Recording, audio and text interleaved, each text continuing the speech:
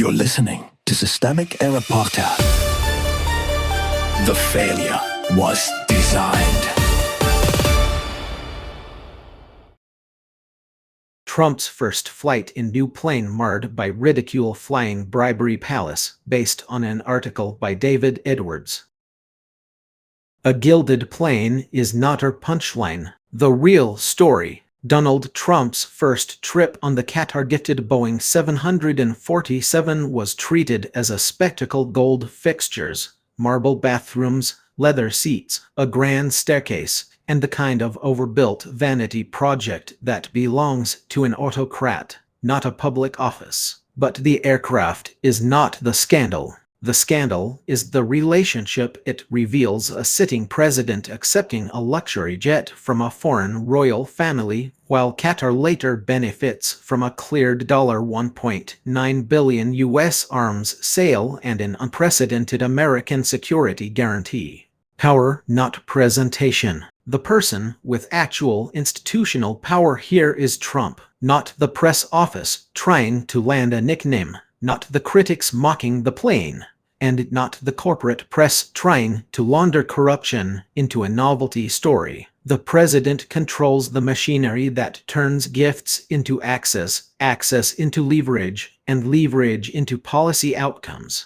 That is why the gift matters. It is not a random luxury item. It is a symbol of proximity to the state's highest office, delivered to the occupant of that office. The decision and its rewards. The source lays out the sequence plainly enough to matter. Qatar's royal family gave the plane. Afterward, a major arms deal got approved, and Qatar received an extraordinary security commitment from the United States. That is not confusion. It is the shape of transactional power. Whether each step is formally linked by a paper trail is beside the larger point. The arrangement reads like influence purchasing a polished veneer of legitimacy. Trump's own response makes the problem uglier, not smaller. He did not deny the extravagance. He boasted about it, arguing that they spent top dollars. That is the language of someone who sees public office as a showroom and foreign largesse as validation. The point of the ridicule, the jokes about air fraud 1 and flying bribery palace are accurate, but they can also become a trap. Humor can expose corruption,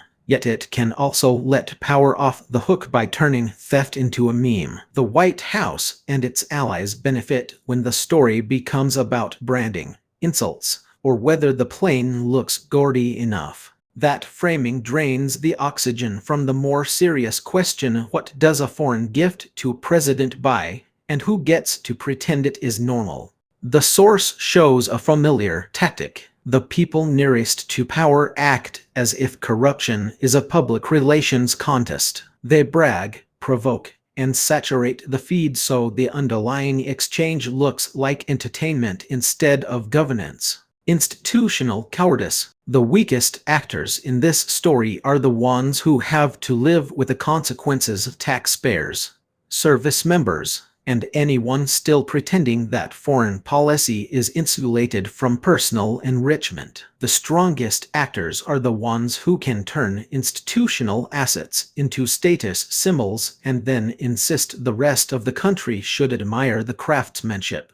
That is how corruption survives in plain sight. It is not hidden. It is narrated by the people committing it, then translated by institutions too timid to name it correctly.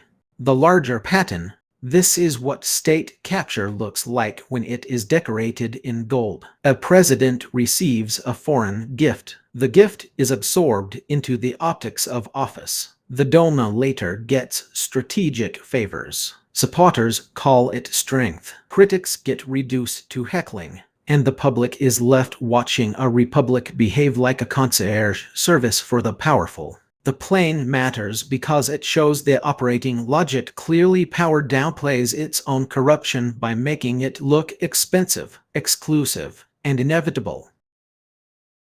You've been listening to Systemic Error. Thanks to Raw Story for today's article, with its automated voice of Bryce. Thanks for listening.